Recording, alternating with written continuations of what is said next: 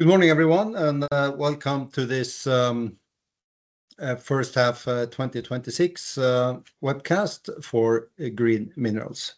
My name is Ståle Rodal, and I'm the Executive Chairman of the company. First, financial highlights. The EBIT loss for the first half is 3.1 million. There are some non-cash items here related to Bitcoin as well as our option program. So to understand the cash cost development for the company, you should look at the net cash flow, which is a little bit above 1 million. Also there are some costs related to cruises that the company has already finished, so that the underlying cost development is actually lower. And with that, you will see that we are currently running at a cost level that is somewhat below what we guided here 18 months ago. The cash position is comfortable, and we are fully financed for all existing plans. When it comes to highlights for the quarter, I would say that these are basically along two lines for the company. One is the development for the industry as such globally, slowly but surely moving towards opening in various jurisdictions, and the political work that the company is engaged in its areas to ensure that this indeed happens. And the second line of development is the strategic review that we are involved in, that we announced in the beginning of the year, and that review is continuing. So the details here for the first half, most important is the US-Japan agreement signed in March regarding rare earth elements in a small Japanese or outside a small Japanese island. Japan at the same time validates its extraction technology down to 6,000 meters, and it looks like they should be ready for commercialization as early as 2028. And with that, they are competing head-on with the metals company, and their application under the US NOAA, which is progressing towards late 2027 permitting.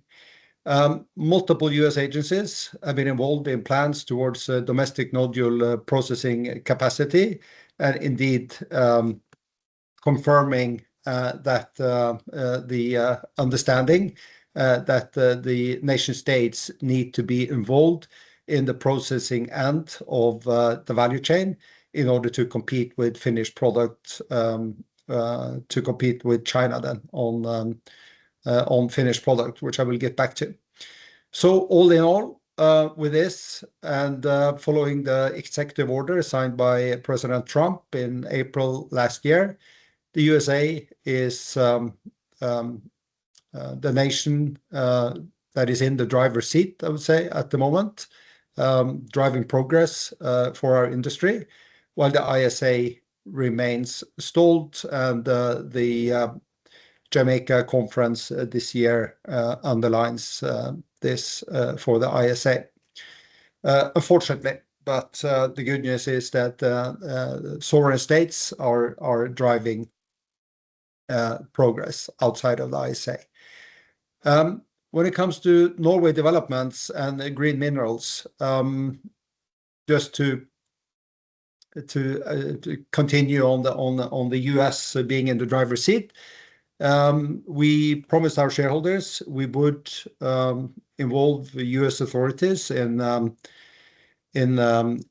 our interests here, which are then in Norway and also in the CCC. And indeed, we conducted a meeting in Washington at the political level with the US administration. That was a good meeting, good and open discussion. And of course, I'm not at liberty to disclose details from that meeting, but let's see what the future brings in terms of bringing out details from that. My own impression from that meeting, though, is that the US is definitely forward-leaning on this very issue. Along the same lines, Norway signed, in addition to the agreement that they signed with the US regarding the common development of the seabed in Norwegian jurisdiction in 2019. Norway also signed the Pax Silica on the 6th of May 2026. And I think this is particularly interesting. It was signed by the Norwegian ambassador in Washington. And this is particularly interesting given the call it backroom dealing that the Labour government has been doing when it comes to stalling the first license round in Norway, where there is a 80% majority in parliament to get going, but where this is being given away to the far left socialist in backroom dealings amidst the budget. So this Pax Silica signing is, I think, particularly interesting in that regard. Also, when looking at what Norway's role in this agreement would be, and that would be to take then a leading role to develop a critical or an alternative critical mineral supply chain outside the one that we know that we all know well now. Now, how or to see Norway take a leading role in developing such a supply chain without involving deep sea minerals is indeed hard to do.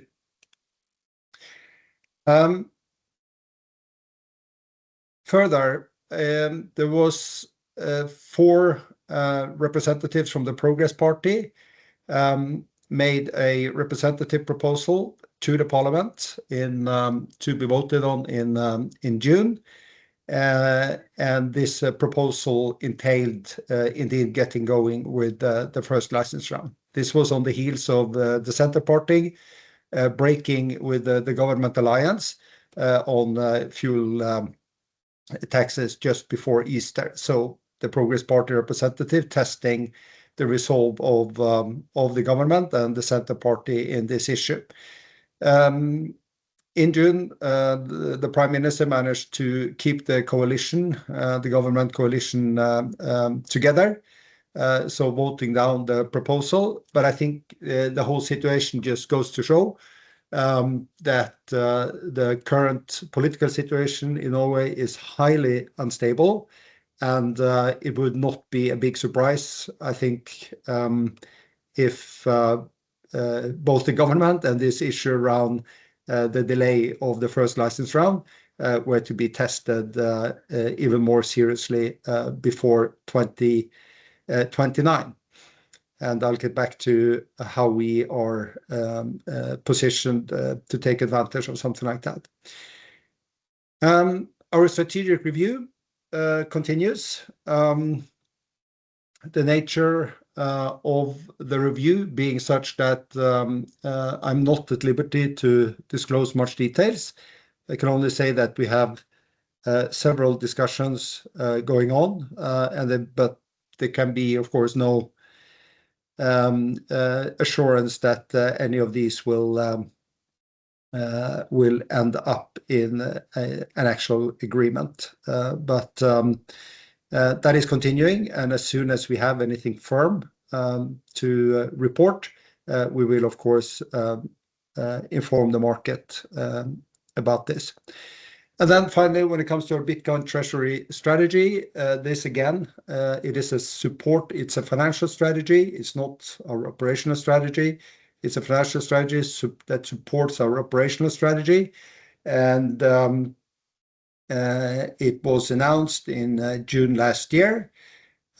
We barely got started with our activities within this financing, this alley of financing.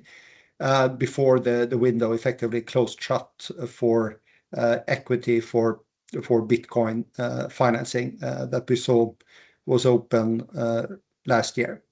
So, but we firmly believe in the strategy. And we are ready to act on it in the event that any opportunity would arise there going forward.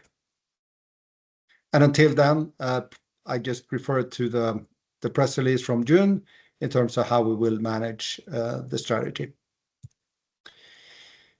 So, going back to the geopolitics of advanced energy then, I'd just like to show this to remind everyone that this is top of agenda really, both for the US and also for the EU, and it is becoming even more so for every year that passes.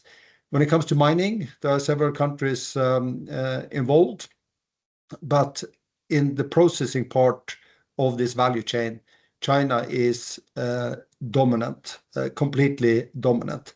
And given the geopolitical situation there, with China as a rising force globally, there is an urgent need for the NATO allies to secure or to build alternative supply chains. And this is then what Norway has signed the Pax Silicon, and in order to take a leading role. Pax Silica, by the way, is made up of 15 countries at the moment. So it's a pretty big commitment there. Now, so this value chain then, of course, for renewables, important for everything concerning technology. It is important, and also remember for defense, this is of utmost importance to secure these minerals. And I think it's interesting to note that the US is not the US is also involving capital for concrete projects in order to get this going. And the latest we saw was a $400 million loan through the Strategic Office. This is a part of the US Defense Department for financing a rare earth project in Australia. So, as I said, the US is very much forward-leaning on this and is committing capital as we speak. All right, so why Norway then? The reason Norway is of large, I would say, global interest in this is that we hold a significant resource on a global scale. On copper, what you see here, estimated by the Shelf Directorate as a resource, is about the same size as China. And on cobalt, the estimated resource equals around 6 years of annual production. So this is a significant resource indeed, and as I will show you, it's not only significant, but it can also be made active within a short time frame, and a particularly short time frame if you compare to other large-scale projects globally.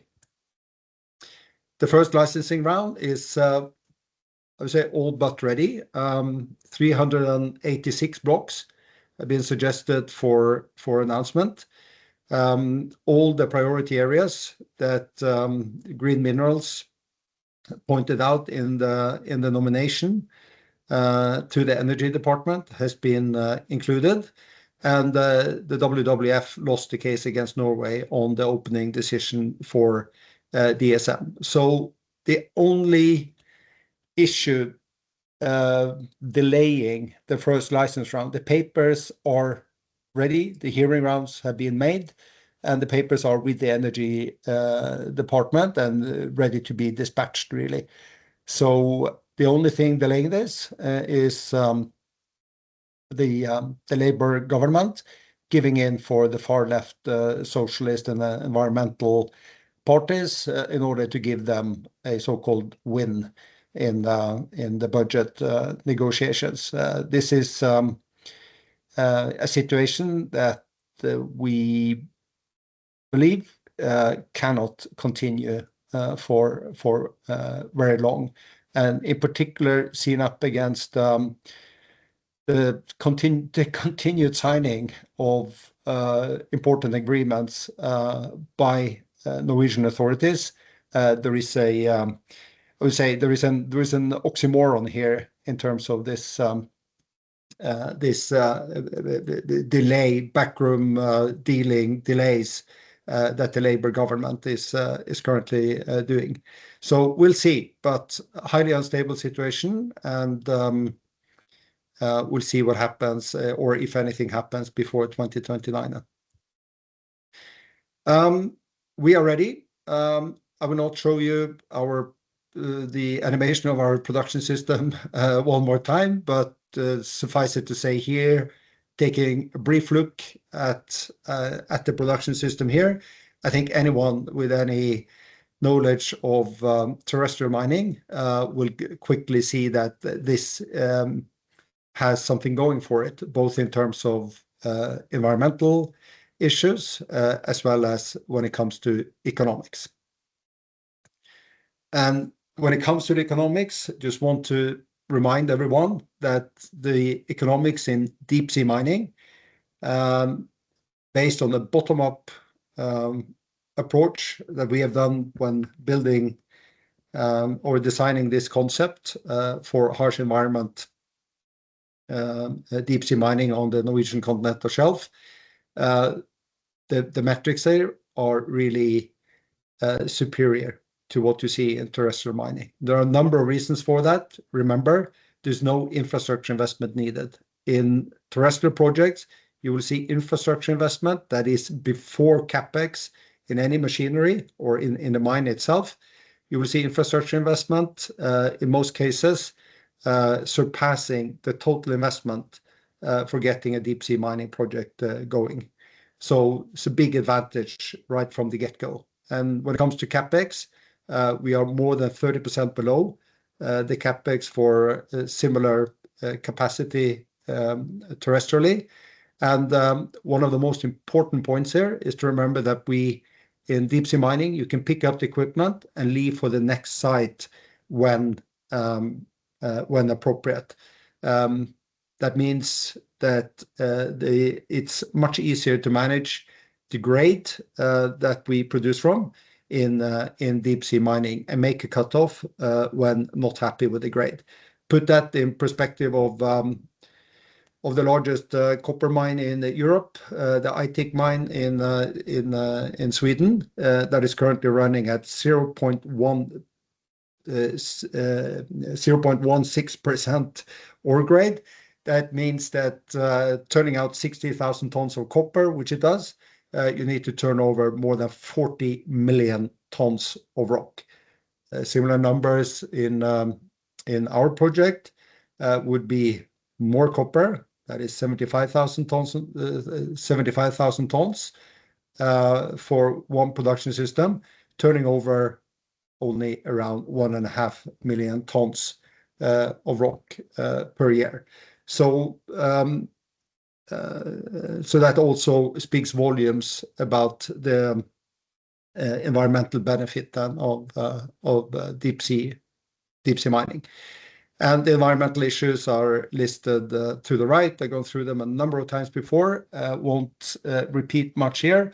Only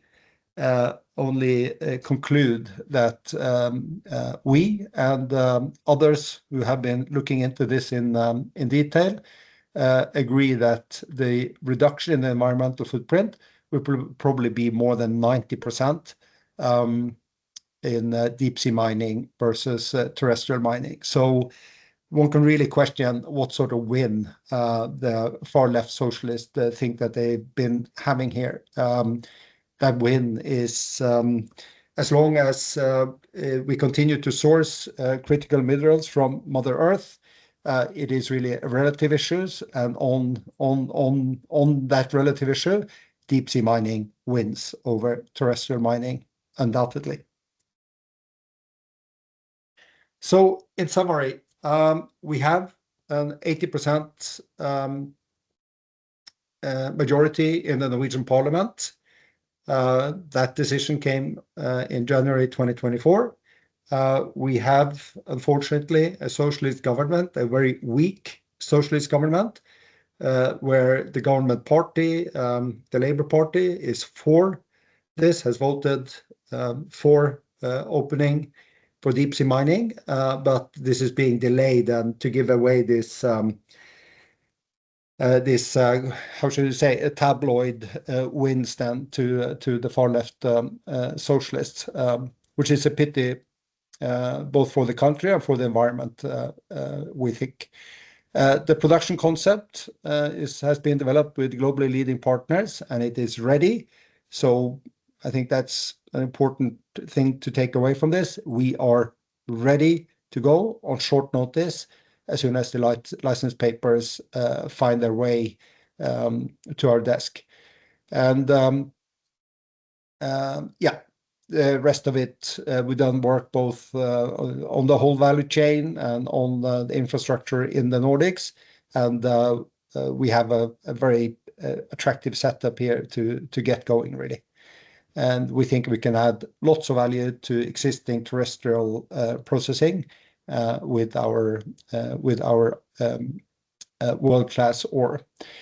When it comes to the economics, we have been operating with a $175 million estimate on a company level on EBITDA from one harsh environment system. And I can just say this has been based on a copper price significantly below where it is today. And if you were to put in $13,000 copper, so close to where we are today, you can add approximately $300 million to this calculation. So that means on the company level, we would be looking at about $500 million in EBITDA on current copper prices. So the economics here are just outstanding. I'll just repeat that. What we've done in our company is to take down costs. Our model is to maintain competency while reducing capacity. We use a Silicon Valley type of reward system to make this happen. And we're very pleased to have been able to do this. And we are working very hard while waiting for the license papers. We are working very hard to develop business both outside of Norway and through other channels as indicated by our strategic review. And we will, of course, update you whenever there is something new to report from that. And with that, I will close the prepared remarks. Of course, you are welcome to ask questions, and you can do so in the chat here.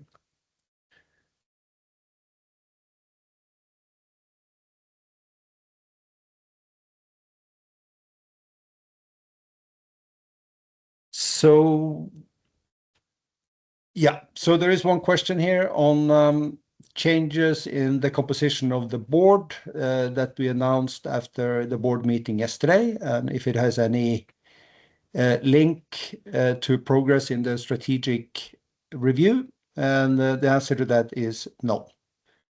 We have had a situation where Ståle Monstad, our CEO, has also been a board member in the company. And this is over the last year or so. or over the last few months, and we no longer see that as necessary, and it's not something that is wanted by Mr. Monstad either. We strengthened the board this spring with Stig Myrseth, and expanded the board to our maximum capacity, actually, which is 5 individuals. So all in all, this change was done as nothing to do with anything else. Another question is that the strategic review has been going on for over 8 months. And the question is if we can say anything about it. Now, this strategic, the review, and these reviews normally are such that it is impossible to comment on discussions we are having until we have finished any of this. So unfortunately, no, we can't say anything. We can't say anything more. And as I commented on initially, the only thing I can say is that it involves more than one party. It is time. These processes take time, and there is no. I can't give any guidance or assurance even on either the timeline or the potential outcome of this talk. So there you just have to be patient. But we are fully engaged in this.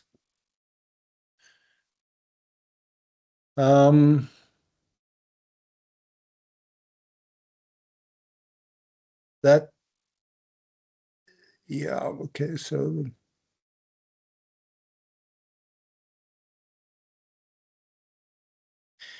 okay, so the question is if you are planning to explore SMS outside of Norway or only nodules in the Clarion Clipperton and so on. I would answer even more general on that and say that we are a mining company, and our primary responsibility is to deliver value creation to our shareholders. So we are interested in and looking at the prospects in a wide or in a broad manner.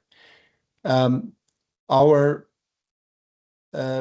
focus metal is copper, which we have explained the rationale for previously, but we are open to getting engaged in other prospects as well.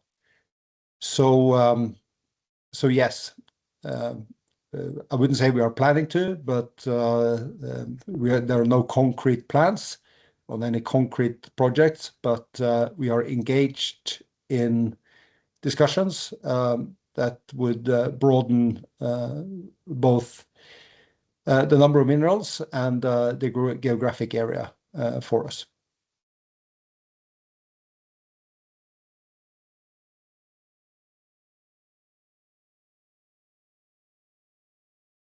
Okay, so give it another few seconds.